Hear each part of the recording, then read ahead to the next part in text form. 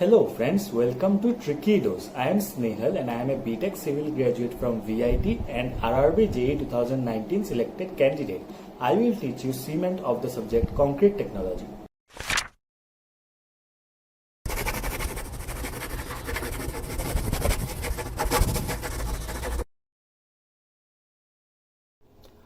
Hello दोस्तों, welcome to a new lecture of Tricky Dose in which today we will learn about types of cement. हमने अब तक क्या क्या types of cement already देख लिया है वो देख लेते हैं एक बार।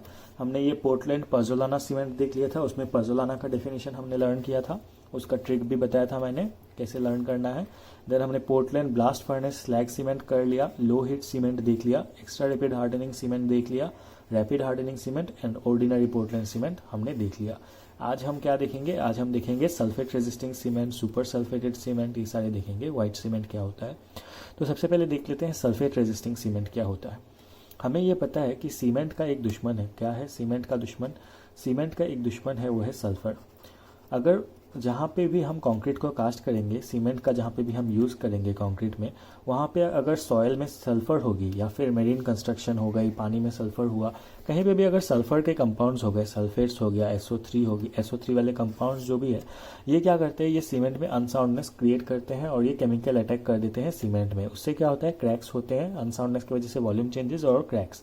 तो इससे बचने के लिए हम क्या करेंगे, ऐसे एरियाज जो कि मैरीन एरियाज है, कोस्टल एरियाज है, या फिर फाउंडेशंस जो होते हैं वो ज़मीन के नीचे होते हैं और ज़मीन के नीचे कभी कभी सल्फर कंपाउंड्स प्रेजेंट होते हैं।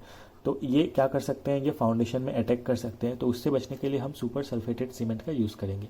सुपर सल्फेटेड सीमेंट जो है वो ग्राउंडेड फाइनर देन OPC, मतलब इसकी फाइननेस ज़्यादा, क्वालिटी अच्छी, एंड इसमें C3A एंड C4AF दोनों बहुत कम होता है। C3A एंड C4AF ये दोनों चीज़ें क्या करती है, सल्फर के अटैक के लिए जो इतना रेजिस्टेंस चाहिए इनके पास ये नहीं होता, तो ये सीमेंट की रेजिस्टेंस को खराब कर देते हैं। तो हम क्या करेंगे, इनको कम कर देंगे, C3A को कम कर देंगे, C4AF को कम कर देंगे। Both C3S and C2S are kept at 45% each. दोनों C3S और C2S को बढ़ा देंगे, जिनकी सीमेंटिशियस प्रॉपर्टीज ज़्यादा होती है और सल्फर के खिलाफ रेजिस्टेंस इनकी बेटर होती है। तो C3A ऑफ OPC क्या करता है, C3A कैसे सल्फर के लिए हार्मफुल है ये देखिए। C3A of OPC reacts with sulphate compounds and causes disintegration of concrete. Due to low C3A in sulphate resisting cement, disintegration is avoided. ये जो C3A है और थोड़ा C4AF भी, ये दोनों ही सल्फेट कंपाउंड्स के साथ रिएक्ट करते हैं और डिसइंटीग्रेशन ऑफ कंक्रीट करते हैं। तो उससे बचने के लिए हम क्या करेंगे, C3A और C4AF को कम रखेंगे और C2S और C3S को बढ़ा देंगे। तो सल्फेट रेजिस्टिंग सीमेंट का यूज़ कहाँ हुआ, ऑब्वियसली बात है फाउंडेशंस में यूज़ करेंगे, बेसमेंट कंस्ट्रक्शंस में यूज़ करेंगे क्योंकि भी अंडरग्राउंड होता है जहाँ पे सल्फर प्रेजेंट होता है सॉइल में, और मेरीन स्ट्रक्चर्स जो कोस्टल एरियाज हो गया जहाँ पे समुद्र के सामने, वहाँ पे भी सल्फर का अटैक होने की चांसेस ज़्यादा होती है। नेक्स्ट हम देखेंगे व्हाइट सीमेंट बस कलर का ही डिफरेंस है, बाकी ये तो OPC ही है। White cement is just OPC। Just इसमें क्या करेंगे, आयरन ऑक्साइड का परसेंटेज कम कर देंगे। सीमेंट में कलर कौन देता है, आयरन ऑक्साइड देता है और मैग्नीशिया देता है। Iron oxide which is responsible for colour is limited to 1%। अगर आयरन ऑक्साइड को हम लेस देन 1% रखेंगे, तो क्या होगा, सीमेंट का कलर उतना ज़्यादा नहीं होगा, उतना ज़्यादा ग्रे नहीं होगा, तो वो दिखने में व्हाइट दिखेगा। तो हम इसको व्हाइट सीमेंट बोलेंगे। व्हाइट सीमेंट क्यों यूज़ करते हैं, ब्यूटी पर्पस, एस्थेटिक पर्पस, ताकि जो पिलर्स हो गया, जैसे मेट्रो कंस्ट्रक्शन में मेट्रो के जो पिलर्स होते हैं, दिल्ली मेट्रो के जो पिलर्स होते हैं, वो दिखने में बहुत सुंदर लगता है क्योंकि वहाँ पे व्हाइट सीमेंट का यूज़ किया जाता है फिनिशिंग के लिए। तो उसमें पेंटिंग करने की ज़रूरत नहीं है, तो पेंटिंग का कॉस्ट बच जाता है। पेंटिंग का कॉस्ट करोड़ में आएगा, मेट्रो में इतने पिलर्स होते हैं कि उसका कॉस्ट बहुत ज़्यादा आएगा, इसलिए उस कॉस्ट को बचाने के लिए हम व्हाइट सीमेंट का यूज़ करते हैं। अभी हमने क्या किया, आयरन ऑक्साइड को हमने कम कर दिया। सीमेंट में अगर आयरन ऑक्साइड कम कर दिया तो वॉइड्स बच गए, सीमेंट में वॉइड्स बन गए। इन वॉइड्स को फिल करने के लिए भी हमें कोई कंपाउंड डालना पड़ेगा, तो वो कौन सा कंपाउंड है, वो क्रायोलाइट है, सोडियम एल्यूमिनोफेराइट। उसको हम फ्लक्स बोलते हैं क्योंकि वे वॉइड्स को फिल कर रहा है। तो cryolite is added as a flux in absence of iron oxide in white cement. तो ये फ्लक्स की तरह काम करता है cryolite, sodium aluminoferrite. White cement की प्रॉपर्टीज सेम एज OPC क्योंकि इसमें कोई केमिकल्स का कोई ज़्यादा डिफरेंस नहीं है। C3S, C2S, C3A, C4AF सब सेम है पहले जैसा, OPC जैसा, बस इसमें आयरन ऑक्साइड की वैल्यू हमने कम कर दी। नेक्स्ट आता है हाइड्रोफोबिक सीमेंट। इसके नाम से ही क्लियर है, हाइड्रोफोबिक मीन्स, हाइड्रोफोबिया मीन्स पानी का डर। तो हाइड्रोफोबिक जो पानी से दूर रहता है, तो it is OPC along with 0.1 to 0.4% water repellent film forming substance like oleic acid and stearic acid. ये दोनों organic substances oleic acid and stearic acid जो है ये लॉन्ग चेन कार्बोक्सिलिक एसिड्स है। लॉन्ग चेन कार्बोक्सिलिक एसिड्स का एक property होता है, ये वाटर से रिपेल हो जाते हैं। जो ये वाटर है H2O जो है इनसे रिपेल हो जाता है, तो इनसे दूर रहता है कौन? ओइलिक एसिड। तो इस चीज़ को हम क्या करेंगे, सीमेंट में थोड़ा सा मिला देंगे, ओपीसी में थोड़ा सा 0.1 से 0.4% हम ओपीसी में मिला देंगे,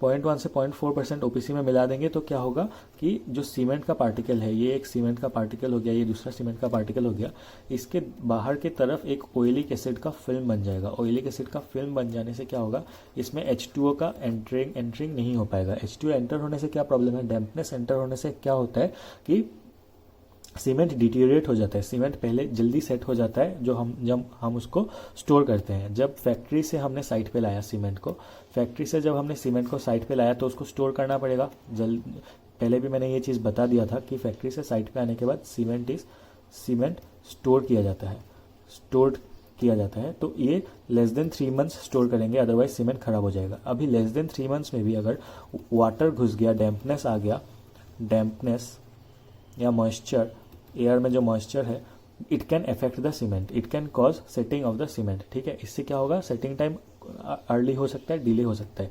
तो क्या करेंगे, due to hydrophobic nature this cement deteriorates slowly and can be stored. Hydrophobic cement हमने बना दिया तो ये डिटीरिएट कब होगा, स्लो होगा, and can be stored for longer time, transported longer and used in unfavourable conditions. जैसे हिमालयन रेंज में अगर हमको यूज़ करना है, कोल्ड वेदर में कंक्रीटिंग करना है, ऐसे अनफेवरेबल कंडीशंस में हमको लंबा ट्रांसपोर्ट करना पड़ेगा। उस ट्रांसपोर्ट में भी ये सीमेंट खराब नहीं होगा, क्योंकि इसमें हमने water repellent film forming substance डाला हुआ है 0.1 से 0.4%, एंड इसकी ग्रेटर इम्पर्मेबिलिटी है। अच्छी, ये तो ऑब्वियस बात है, अगर ये सीमेंट कंक्रीट का सब्सटेंस हुआ, कंक्रीट का ब्लॉक हुआ, इसमें वाटर गिरा भी तो वाटर अंदर सीप नहीं करेगा। सीप करने से प्रॉब्लम है, क्रैक्स डेवलप होंगी। सीप नहीं करेगा क्योंकि इसमें हाइड्रोफोबिक नेचर है। Okay, hydrophobic cement.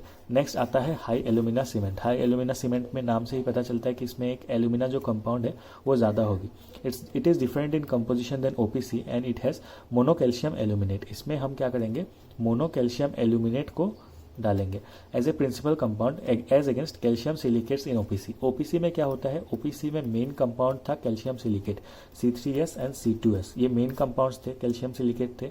लेकिन हाई एल्यूमिना सीमेंट, जिसको हम HAC भी बोल सकते हैं, हाई एल्यूमिना सीमेंट में क्या होगा, मोनोकैल्शियम एल्यूमिनेट डालेंगे एज ए प्रिंसिपल कंपाउंड। सबसे ज़्यादा परसेंटेज किस चीज़ का होगा, मोनोकैल्शियम एल्यूमिनेट का होगा।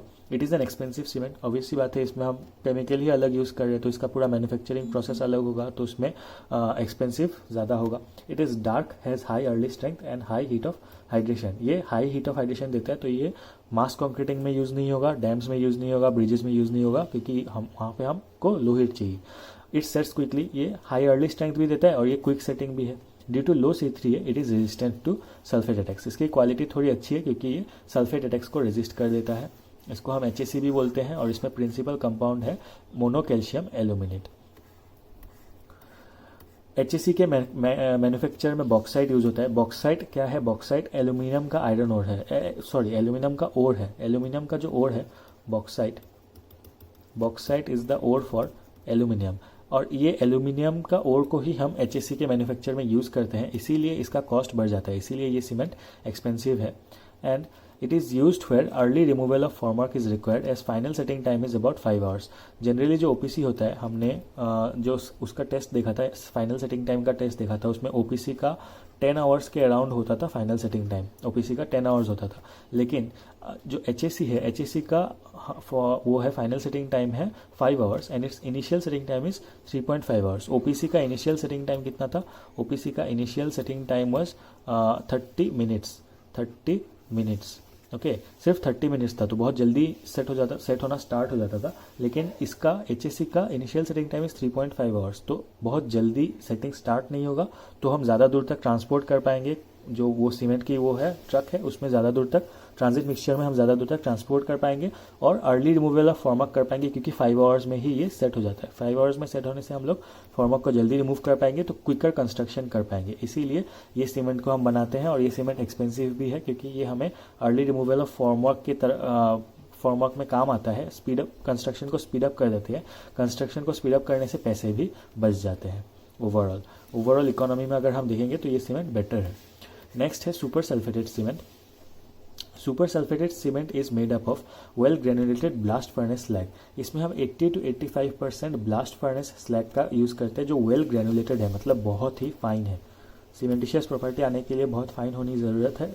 और फिर कैल्शियम सल्फेट हम डालेंगे 10 to 15% एंड पोर्टलैंड सीमेंट डालेंगे 1 to 2%। It is fine grounded than OPC, क्योंकि हम इसमें ओपीसी के कंपाउंड्स यूज़ नहीं कर रहे हैं, कम में यूज़ कर रहे हैं। पोर्टलैंड सीमेंट सिर्फ 1 to 2% एंड कैल्शियम सल्फेट जो C2S C3S है वो सिर्फ 10 to 15%। तो हमें क्या करना होगा, तो हमें इसको और ज़्यादा इसका फाइननेस इसका और ज़्यादा इंक्रीज करना पड़ेगा, क्योंकि इसमें ब्लास्ट फर्नेस स्लैग हम यूज़ कर रहे हैं मेनली। तो ये है सुपर सल्फेटेड सीमेंट। इसका लो हीट ऑफ हाइड्रेशन है। C3A is less than 3.5% in this cement.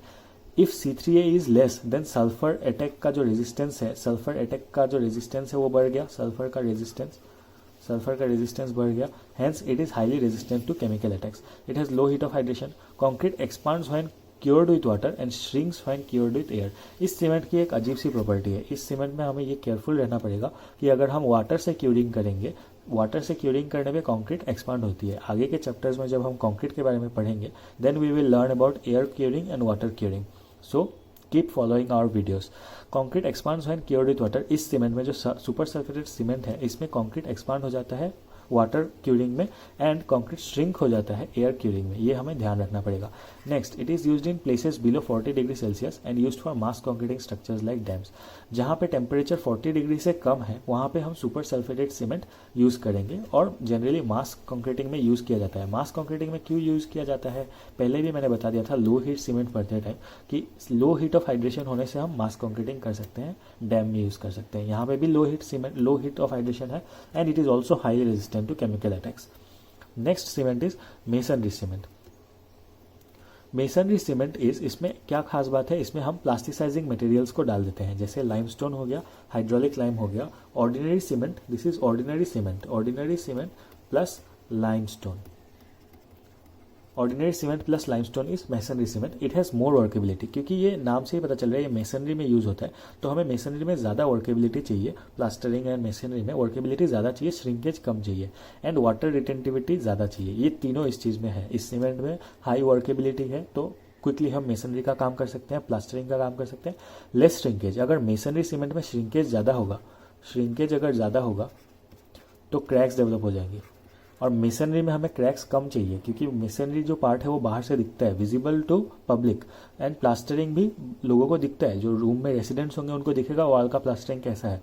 तो उसमें ज़्यादा श्रिंकेज आया तो ज़्यादा क्रैक्स आ जाएंगे, क्रैक्स आ जाने से वो प्लास्टरिंग खराब हो जाएगी। इसलिए हम क्या करेंगे, मेसनरी सीमेंट में हम लेस श्रिंकेज चाहते हैं, हाई वाटर रिटेंटिविटी चाहते हैं और मोर वर्केबिलिटी चाहते हैं। और ये तीनों चीज़ें मेसनरी सीमेंट में मिल जाती है। कैसे मिल जाती है, क्योंकि इसमें हमने प्लास्टिसाइजिंग मटेरियल्स ऐड कर दिया है, लाइमस्टोन और hydraulic lime. Okay, next cement is air entraining cement.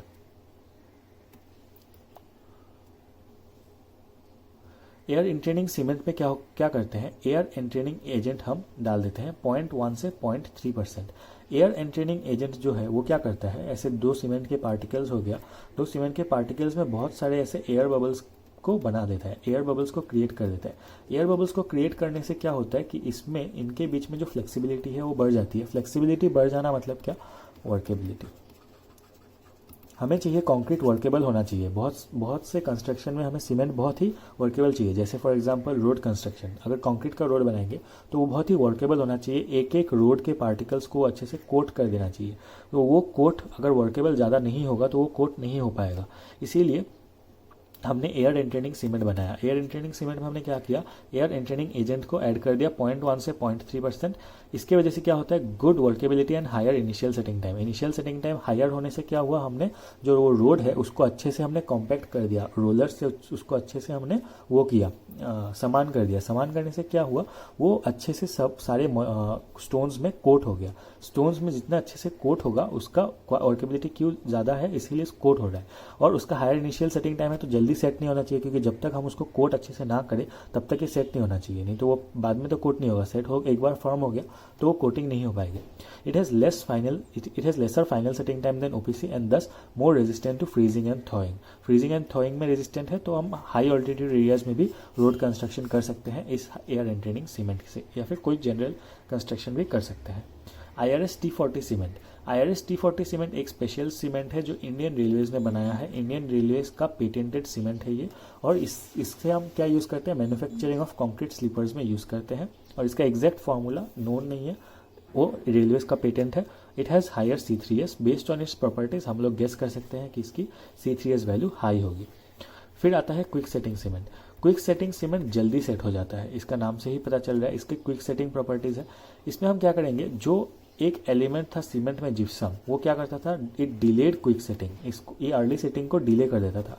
तो ये रिटार्डर था, उस रिटार्डर को अगर हमने कम कर दिया, रिटार्डर को कम किया तो क्या हो जाएगा, क्विक सेटिंग हो जाएगा। यही क्विक सेटिंग सीमेंट है। It is made by increasing alumina को इंक्रीज कर दिया और जिप्सम को रिड्यूस कर दिया, दस हैविंग क्विक सेटिंग प्रॉपर्टी।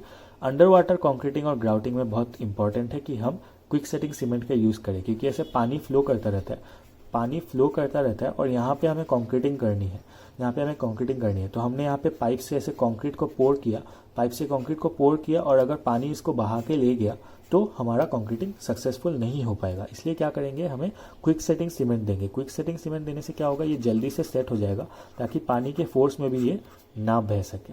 तो that was quick setting cement. तो हमने सारे सीमेंट के टाइप्स देख लिए। अभी नेक्स्ट क्लास में मैं क्या करूँगा, नेक्स्ट लेक्चर में सारे सीमेंट के टाइप्स को लर्न करने के लिए एक शॉर्ट ट्रिक दूंगा कि कौन से सीमेंट का क्या प्रॉपर्टी है, उसका बेसिक कौन सा केमिकल उसमें ज़्यादा डाला है या फिर कम डाला है, और उसका क्या यूज़ है, ये सीखेंगे हम एक शॉर्ट ट्रिक के साथ। तो हमें ट्रिकेडॉस को फॉलो करते रहिए और लॉकडाउन में अपनी स्किल्स को बढ़ाते रहिए, नए नए सब्जेक्ट्स, नए नए टॉपिक्स को क्लियर कर दीजिए। After the end of the chapter we will give you all the PDF, all the questions, उसके answer discussions and tricks, everything you will gate.